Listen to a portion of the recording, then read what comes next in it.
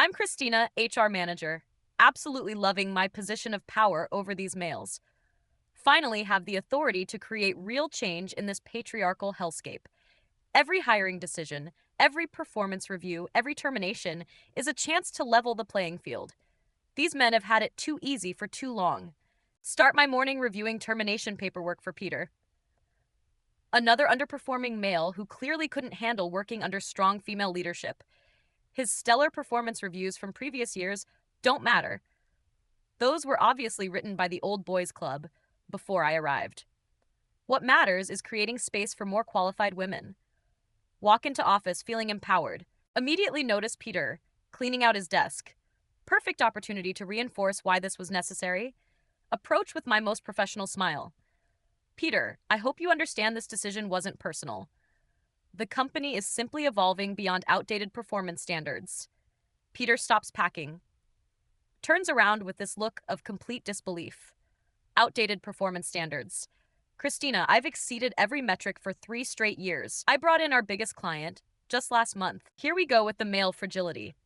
They always think their so-called achievements entitle them to special treatment. Performance isn't just about numbers, Peter. It's about cultural fit, about fostering an inclusive environment where everyone can thrive. Cultural fit. I've never had a single HR complaint. I mentor junior developers regardless of gender. What exactly about my culture doesn't fit? He's getting that aggressive tone they always use when questioned. Probably never had a woman challenge his perceived superiority before. Look, I don't expect you to understand the nuances of modern workplace dynamics. The fact that you're becoming defensive proves my point about your inability to adapt to progressive leadership. Peter's face is getting red now. Typical male anger when they can't intimidate their way out of consequences. Progressive leadership. You've fired 6 men in the past 18 months while promoting women with half their experience. Sarah got the team lead position despite being here 8 months compared to David's 4 years. Oh, please. Here comes the reverse discrimination narrative. As if these men have any concept of what real discrimination looks like. Sarah brings fresh perspectives and innovative approaches that frankly David lacks. Experience isn't just about time served. It's about bringing value that aligns with our forward-thinking culture. Forward-inking culture.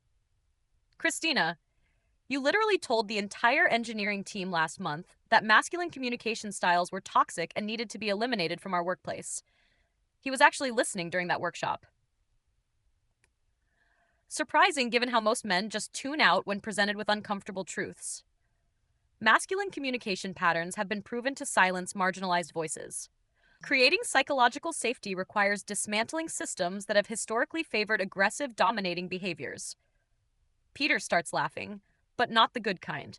That bitter, entitled laugh men do when they realize their privilege is being checked. Psychological safety. Dave got written up for disagreeing with Linda's project timeline. Tom was sent to sensitivity training for using the word guys when addressing the team. Meanwhile, Jessica screamed at 3 different people last week and got praised for her passionate advocacy. Now he's just making things up, reframing normal accountability measures as somehow unfair. Those situations were handled appropriately based on their individual contexts. I wouldn't expect you to understand the complexity of equitable management practices. Individual contexts. The context is that you've created different rules for men and women.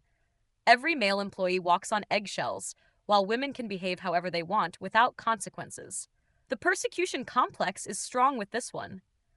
Acting like basic workplace evolution is somehow oppressing him. What you're calling different rules is actually just equal treatment, feeling unfair to people accustomed to systemic advantages. When you're used to privilege, equality feels like oppression. That's a good line. Definitely using that in my next presentation to leadership. Peter shakes his head and goes back to packing. You know what, Christina? I'm done trying to reason with you. But this isn't over. Ooh, threats now. How perfectly predictable. I hope for your sake, that's not intended as intimidation, Peter. Threatening behavior toward HR personnel is grounds for legal action. Legal action? That's rich coming from you. We'll see who needs to worry about legal action. He storms off with his box of belongings. Probably going to complain to his wife about the mean lady who held him accountable. Feel satisfied knowing I've made the workplace safer for everyone. One less toxic masculine presence poisoning our culture. Time to focus on identifying the next improvement opportunity. Spend rest of morning reviewing performance files. Stephen in accounting has been getting too comfortable lately. Keeps questioning budget allocations I've made for diversity initiatives. Obviously doesn't understand the investment required for meaningful change. His performance metrics are annoyingly good, though. Going to need to be creative with the documentation. Start noting instances of resistance to change and difficulty collaborating with diverse teams. Afternoon meeting with leadership about Q3 terminations. Need to present Peter's removal in terms they'll understand. Focus on team dynamics and cultural evolution rather than specific metrics. CEO Richard nods along as I explain the decision.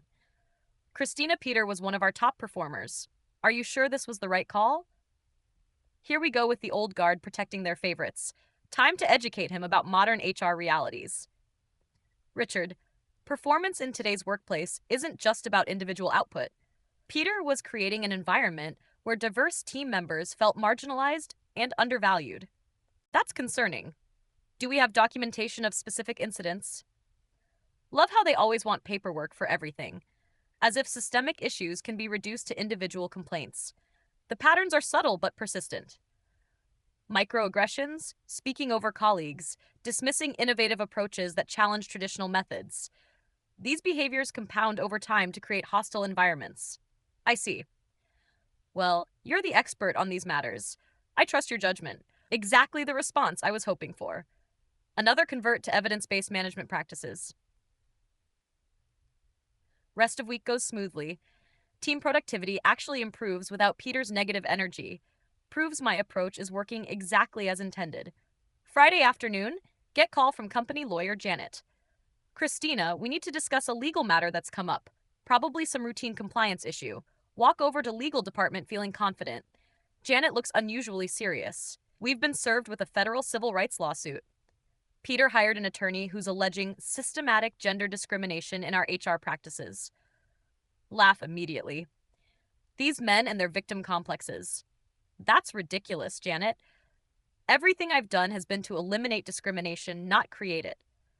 Peter is obviously lashing out because he couldn't handle being held to higher standards. Christina, they're claiming a pattern of discriminatory termination spanning the past 2 years.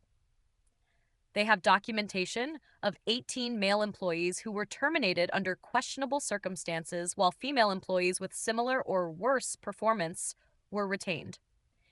18 seems high, but each decision was justified based on cultural fit and team dynamics. Those terminations were all legitimate business decisions based on comprehensive performance evaluations. The fact that they involved male employees is coincidental. The lawsuit alleges that performance evaluations were manipulated to justify predetermined outcomes. They're requesting access to all personnel files, email communications, and documented review processes. My stomach drops slightly, but only because I know how lawyers can twist innocent documentation. My reviews follow established protocols and reflect genuine performance concerns. Any patterns are simply the result of addressing long-standing cultural issues that previous management ignored.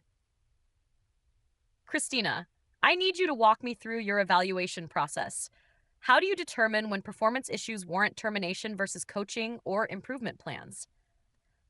Easy question. Just need to explain the holistic approach to performance management. I evaluate multiple factors beyond basic metrics: cultural alignment, collaborative approach, adaptability to modern workplace expectations. Traditional performance indicators often miss crucial behavioral patterns that impact team effectiveness. Can you give me specific examples of these behavioral patterns? Think back through recent cases. Peter's resistance to feedback, Stephen's questioning of budget decisions, David's outdated communication style, resistance to progressive policies, undermining inclusive initiatives, perpetuating toxic masculine behaviors like aggressive communication or dismissing diverse perspectives. Janet takes detailed notes, probably preparing strong defense against frivolous claims. And female employees exhibiting similar behaviors receive different treatment because slightly loaded question, but easy to address. Women expressing assertiveness or passion for their work is fundamentally different from men using dominating behaviors to maintain hierarchical advantages. Context matters in behavioral evaluation. I see. Christina, I'm going to need access to all your files and documentation. The attorney representing Peter appears to be quite thorough. Fine by me. My documentation clearly supports every decision I've made. Let them waste time trying to find problems with legitimate HR practices. Weekend passes normally. Confidence remains high about handling this frivolous lawsuit.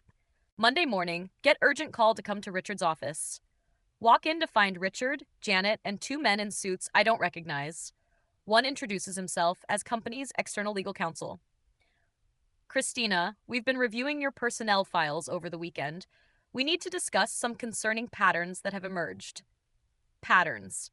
They keep using that word like it means something significant. I'm happy to clarify any questions about my management approach. Every decision has been carefully documented and professionally justified. External lawyer opens thick folder. Miss Christina, we've identified 43 male employees who received negative performance reviews or termination during your tenure, compared to 7 female employees. Can you explain this disparity? 43 seems high, but reflects the scope of cultural transformation needed. Those numbers reflect the reality of addressing long-standing workplace issues. Many male employees struggled to adapt to evolved standards and expectations. Yet during this same period, you hired or promoted 61 women compared to 12 men, despite roughly equal application pools. How do you account for this hiring pattern? Good hiring means prioritizing candidates who will contribute positively to team culture. I prioritize candidates who demonstrate collaborative skills, emotional intelligence, and commitment to inclusive workplace values. These qualities were more prevalent among female applicants. Richard interrupts with frustrated tone. Christina, Peter's attorney has subpoenaed email communications between you and other HR personnel. Some of these communications are problematic. My emails are professional and focused on legitimate business objectives. Not sure what could be problematic about that. External lawyer reads from printout. Quote, another day, another opportunity to thin the toxic masculine herd. Stephen's resistance to our diversity budget proves he's not aligned with company values. Does this sound professional to you? That was obviously taken out of context. Part of larger conversation about cultural evolution. That communication reflected frustration with employees undermining important initiatives. It's natural to express concerns about resistance to positive change. Quote, David's promotion request denied. 4 years experience doesn't matter if it's 4 years of perpetuating outdated masculine leadership styles. Sarah brings fresh energy. This team desperately needs perfectly reasonable justification for merit-based promotion decisions. Sarah was objectively the stronger candidate based on modern leadership competencies. Experience alone doesn't qualify someone for advancement. Quote, Peter thinks his sales numbers entitle him to special treatment. Time to show him that accountability applies to everyone, especially overconfident men who think rules don't apply to them. Okay, that one sounds worse without proper context, but still reflects legitimate performance management concerns. Peter displayed entitlement issues that needed addressing. His attitude was becoming problematic for team morale. Janet looks mortified. Richard appears angry. External lawyer continues reading. Quote, performance reviews are our most powerful tool for reshaping workplace culture. Every negative review for toxic males creates space for qualified women to advance. Does this represent fair performance evaluation practices? That's completely twisted, obviously linked to natural consequences of merit-based assessment. That statement reflects the reality that removing underperforming employees creates opportunities for better candidates. It's basic workforce optimization. Miss Christina, these communications suggest predetermined bias rather than objective evaluation. Combined with the statistical patterns, they paint a troubling picture of discriminatory practices. This is getting ridiculous. They're criminalizing efforts to create equitable workplace culture. My practices have been consistent with modern HR standards and diversity best practices. If creating inclusive environments is now considered discriminatory, then the legal system needs updating. Richard explodes. Christina, you've exposed this company to massive legal liability through your personal crusade. These aren't diversity best practices. They're illegal hiring and firing practices. Typical male reaction when challenged on outdated thinking. Even Richard falls back on aggressive tactics when threatened. Richard, I understand this is stressful, but we can't let fear of frivolous lawsuits prevent us from making necessary cultural improvements. Standing up to discrimination sometimes requires difficult decisions. Difficult decisions. You systematically targeted male employees for termination while giving female employees preferential treatment. That's textbook discrimination. He's completely missing the point about correcting historical imbalances. What you're calling preferential treatment is actually leveling a playing field that's been tilted toward men for decades. True equality requires intentional action to correct systemic advantages. External lawyer interjects. Miss Christina, federal employment law doesn't recognize correcting historical imbalances as justification for present discrimination. Your actions appear to violate multiple civil rights statutes written by and for the benefit of historically privileged groups. Using them to prevent actual equality is peak legal system irony. Those statutes were designed to protect marginalized groups, not perpetuate existing power structures. Using them to attack diversity initiatives perverts their intended purpose. The law prohibits discrimination based on gender, regardless of which gender benefits. Your communications and actions demonstrate clear bias against male employees based solely on their gender. They keep saying bias like it's automatically bad. Correcting systemic injustice requires acknowledging group-level patterns. What you're calling bias is actually informed awareness of how gender dynamics impact workplace culture. Ignoring these realities perpetuates inequality. Richard stands up clearly, losing patience. Christina, you're fired, effective immediately. Security will escort you out. Shocked by this sudden escalation, thought he understood the importance of supporting progressive HR practices. Richard, you're making a huge mistake. Caving to legal pressure from disgruntled employees sends terrible message about company values. The only mistake was trusting you with HR authority. Your actions have put us in legal jeopardy and violated everything we stand for as an organization. Security appears at door. Can't believe they're actually doing this. This is exactly the kind of retaliation that proves why strong diversity measures are necessary. You're firing me for challenging male privilege. We're firing you for systematic discrimination and illegal employment practices. There's a difference. Walk out in stunned silence. Never expected such betrayal from leadership I was trying to protect. Next few weeks, a nightmare. News of lawsuits spreads through professional networks. Former colleagues avoid contact. Job applications get rejected without explanation. Peter's attorney contacts me directly. Miss Christina, we're prepared to add you personally to the federal lawsuit unless you're willing to cooperate with our investigation. Decide to meet with him. Confident I can explain the context behind my decisions. Attorney's office is intimidating. Peter sits across table looking vindicated. Attorney Kevin has files covering entire conference table. Miss Christina, we've documented a pattern of discriminatory behavior spanning 2 years. 18 terminated male employees, 43 negative reviews for men versus 7 for women, and communications clearly showing gender-based bias. Still trying to criminalize legitimate workforce improvement. Those numbers reflect necessary cultural adjustments. Every decision was based on legitimate performance and behavioral concerns. Let's review specific cases. Thomas in marketing, terminated after receiving promotion just 6 months earlier. His sales exceeded targets by 30%, yet you documented attitude problems and resistance to collaborative leadership. So Thomas was constantly undermining team meetings with aggressive questioning. Thomas displayed disruptive behaviors that impacted team productivity. Sales numbers don't excuse toxic interpersonal conduct. Yet Lisa, in the same department whose sales were 20% below target, exceeds expectations for her innovative communication style and positive team energy. Can you explain this disparity? Lisa brought collaborative energy that elevated entire team performance.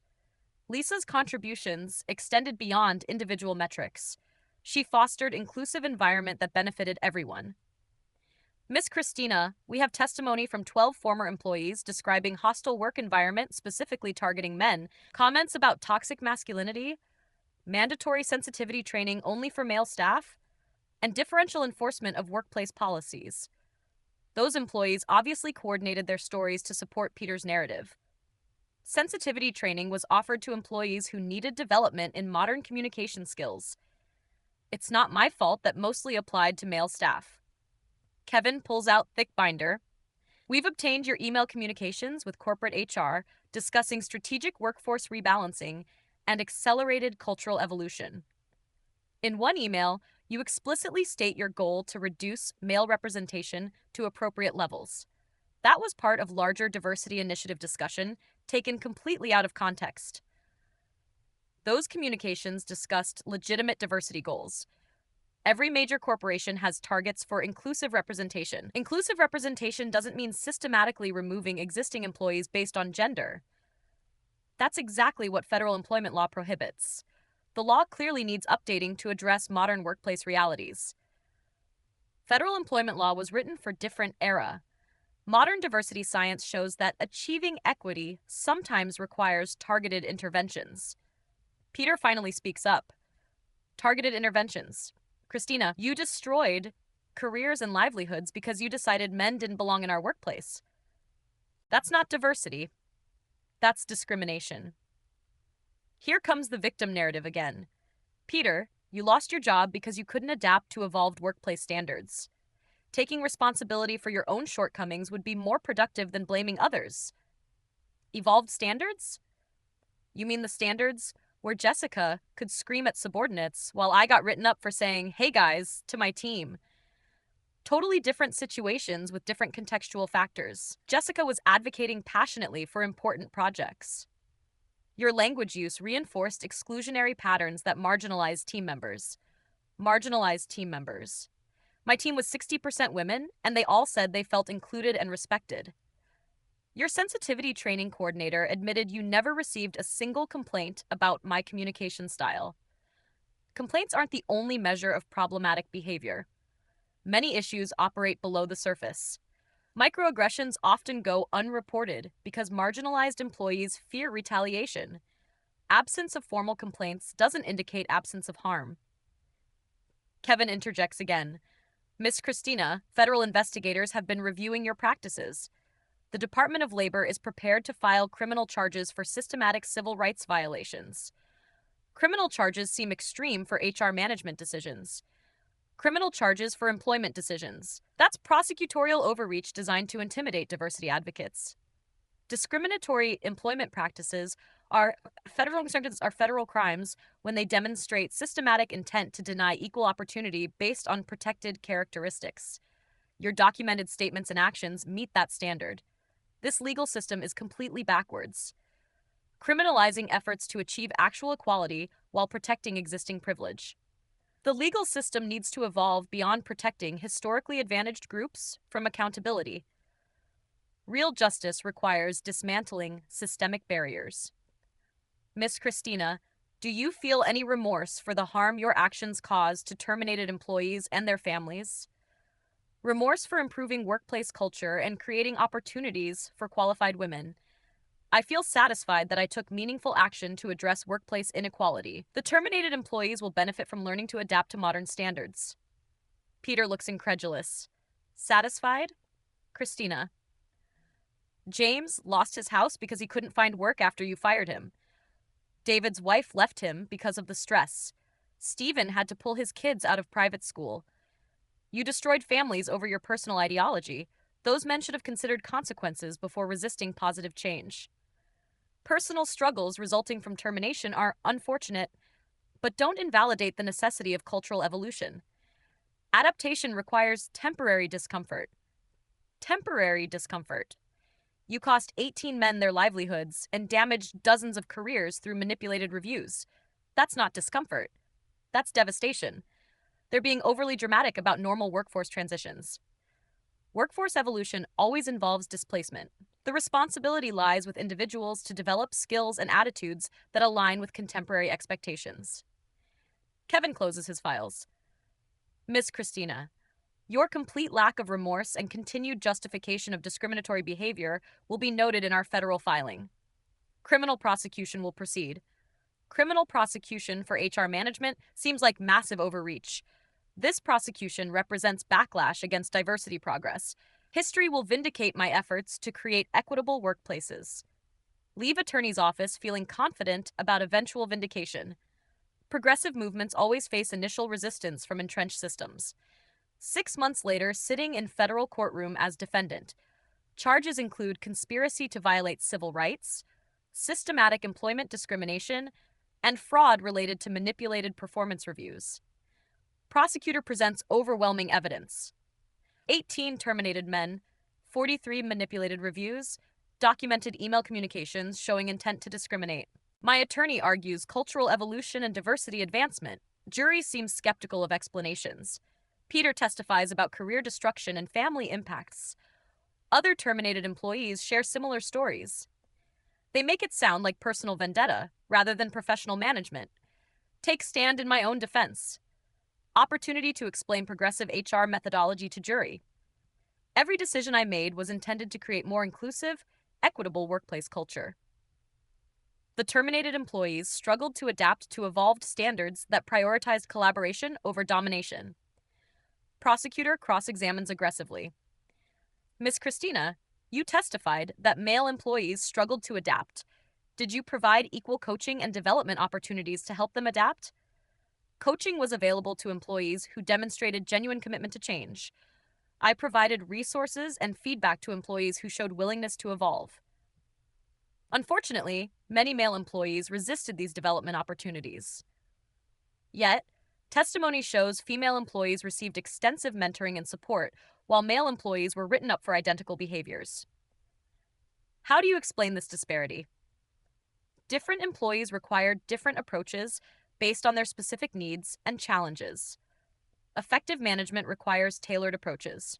Female employees needed encouragement to overcome historical barriers, while male employees needed accountability for privileged behaviors. Privileged behaviors. Can you define what constitutes privileged behavior in workplace setting? Easy question about fundamental diversity concepts.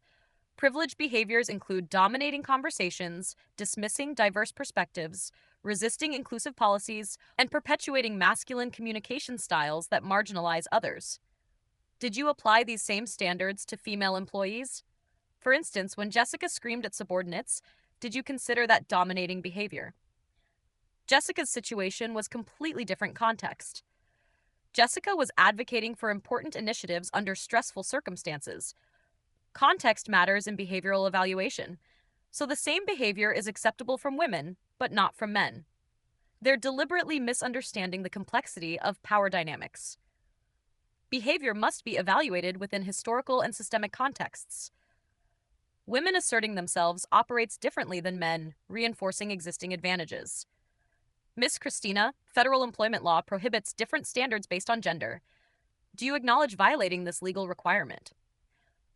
Federal employment law fails to account for systemic inequality and necessary corrective measures. I followed progressive HR practices designed to achieve actual equality rather than maintain existing disparities. Sometimes legal compliance conflicts with moral imperative. Prosecutor presents email evidence. My communications about thinning the herd and strategic workforce rebalancing sound worse when read aloud in courtroom. Closing arguments focus on systematic nature of discrimination. Defense emphasizes diversity advancement and cultural progress. Jury deliberates for 6 hours. Return guilty verdict on all charges. Sentencing hearing 3 weeks later. Facing potential federal prison time for employment discrimination. Judge reviews evidence of systematic bias, manipulated reviews, and complete lack of remorse. Miss Christina, your actions represent serious abuse of authority and systematic violation of civil rights. Your continued justification of discriminatory behavior shows no understanding of the harm caused. Address court about importance of progressive change. Your Honor, my actions were necessary to address historical workplace inequality. Punishing diversity advocates sends chilling message about our commitment to justice. Miss Christina, discrimination is discrimination, regardless of motivation. Federal law protects all workers from systematic bias, including male workers. I sentence you to 18 months federal prison and 5 years supervised probation. 18 months seems excessive for employment management decisions. Appeals process takes additional year. Conviction upheld at every level. Legal system clearly invested in protecting traditional power structures. Enter federal prison, still believing in rightness of my actions. Cellmate asks what I'm in for. Employment discrimination. Apparently, I made hiring and firing decisions to create more equitable workplace. But the legal system criminalizes diversity advancement. So you fired people for being men. She completely misses the complexity of systemic change efforts. I removed employees who perpetuated toxic workplace cultures and couldn't adapt to inclusive standards. Their gender was coincidental. Sounds like you fired them for being men. That's messed up. Even prisoners don't understand progressive employment practices. 18 months in prison provides time to reflect on broader systemic issues. Realize the entire legal and corporate structure is designed to prevent meaningful change. Release after serving full sentence. Professional prospects completely destroyed. Disbarred from HR practice, blacklisted from corporate positions. Forced to take minimum wage retail job to survive. Coworkers don't know about criminal background, but skills feel wasted on menial tasks. Occasionally see news about former company. They hired traditional HR director who reversed all my diversity initiatives. Male hiring and promotion rates returned to previous levels. Exactly the regression I predicted. Peter found new job and rebuilt career. Other terminated employees also recovered professionally. They got book deals and speaking opportunities about workplace discrimination. Media portrays them as civil rights heroes. My story gets framed as cautionary tale about extremist ideology. 5 years later, still on probation, struggling financially and professionally, but convinced that history will eventually vindicate progressive employment practices. Watch diversity initiatives continue advancing in corporate America. Other HR professionals learn from my experience to be more subtle in implementation. Maybe my sacrifice helped educate others about necessity of strategic approach to workplace equity. Change is slow but inevitable. My methods were ahead of their time, but ultimately correct. Probation officer asks about employment prospects. Christina, have you considered that your approach to workplace diversity might have been fundamentally flawed? Typical question from someone who doesn't understand systemic change requirements. My approach was necessary given the scope of inequality I was addressing. The punishment was disproportionate to the actions taken. 18 men lost their jobs unfairly. Don't you feel responsible for that harm? Those men would have eventually been displaced by natural workforce evolution anyway. Workforce transitions are always difficult. My actions accelerated necessary changes that would have happened eventually through market forces. But you manipulated performance reviews and applied different standards based on gender. That's not workforce evolution. That's discrimination. They keep using that word like it automatically invalidates progressive change efforts. Discrimination implies unjustified differential treatment.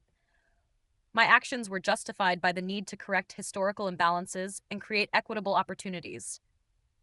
Do you think you'll ever acknowledge the harm you caused? Harm is subjective and must be weighed against broader social benefits. I acknowledge that individuals experience difficulty adjusting to necessary changes, but preventing systemic progress causes greater long-term harm to society.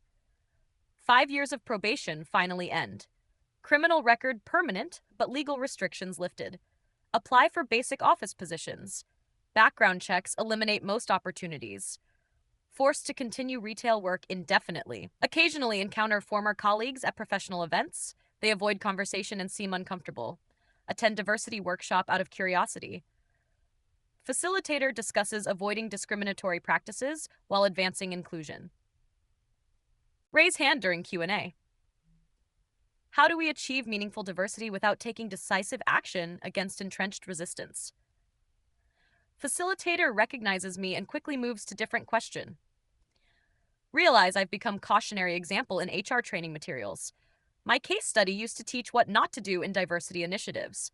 Watch as other organizations implement subtle, gradual approaches to workforce change. Progress is slower, but avoids legal challenges. Maybe they learned appropriate lessons from my experience. 10 years after conviction, still working retail, Never found pathway back to professional career, but remain convinced about correctness of original approach. Read about ongoing workplace inequality studies. Gender disparities persist despite decades of diversity programs. Proves that gradual approaches aren't sufficient for systemic change. Occasionally get interview requests from researchers studying employment discrimination. Opportunity to explain progressive methodology to academic audiences. Dr. Williams. My case demonstrates the legal system's investment in protecting traditional workplace hierarchies. Meaningful change requires bold action that challenges existing power structures.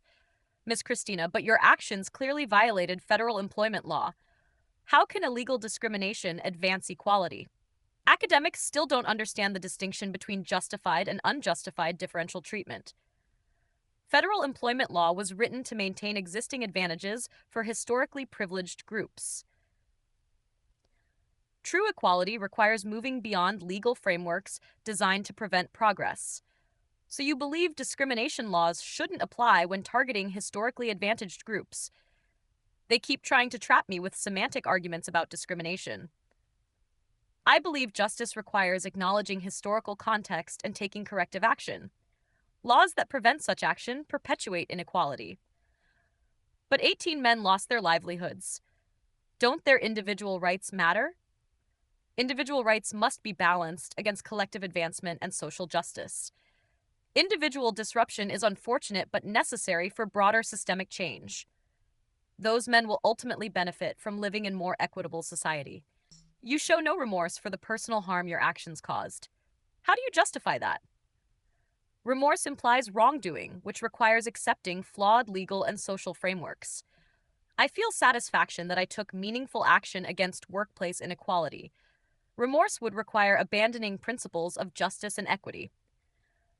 Interview ends with researcher looking disturbed, probably another person who can't handle challenging traditional assumptions. 15 years later, working same retail job, health declining from stress and limited resources, but still believe in righteousness of original mission. Hear about Supreme Court cases limiting affirmative action programs. Exactly the regression I predicted from legal backlash against diversity progress. Younger coworkers sometimes ask about my background. Why does someone with college degree work here permanently? Explain about career in human resources and commitment to social justice. I challenged systemic inequality in corporate environment and faced retaliation from entrenched power structures. So you got fired for being too woke. They reduce complex issues to oversimplified political labels. I was criminally prosecuted for implementing progressive employment practices. The case demonstrates how legal system protects existing privilege. That sucks. Systems totally rigged against people trying to make change. Finally, someone who understands the broader context of my experience. Watch new generation of diversity advocates entering workforce. They're more cautious and strategic than my generation. Learn from our mistakes about timing and implementation. Maybe my sacrifice provided valuable lessons for future progress. Change requires both bold pioneers and strategic implementers. History will recognize my contribution to advancing workplace equity. 20 years after conviction, still at same retail job, never married, few friends, limited prospects, but maintained dignity and principles throughout ordeal. Retire early due to health problems, small apartment, limited savings, social isolation, but conscience clear about fighting good fight. Write memoir about experience during final years. Principled resistance, one woman's stand against workplace inequality. Self-published through online platform. Few sales, mostly negative reviews. Readers don't appreciate complexity of progressive change efforts. Die alone but unrepentant. Obituary mentions criminal conviction without context. Legacy defined by legal system rather than moral principles. Never learned to question whether systematically firing men was actually discrimination. Never developed empathy for individuals harmed by ideological zealotry. Never recognized difference between equality and revenge. Took no responsibility for abuse of power. Showed zero growth or wisdom from experience. Remained convinced until death that everyone else was wrong. Believed history would vindicate systematic gender discrimination. Died bitter and alone, destroyed by her own hatred. Learned nothing. Change nothing. If this confession kept you hooked, make sure to subscribe, like, and share. We share powerful true stories every day that explore the complex realities of life.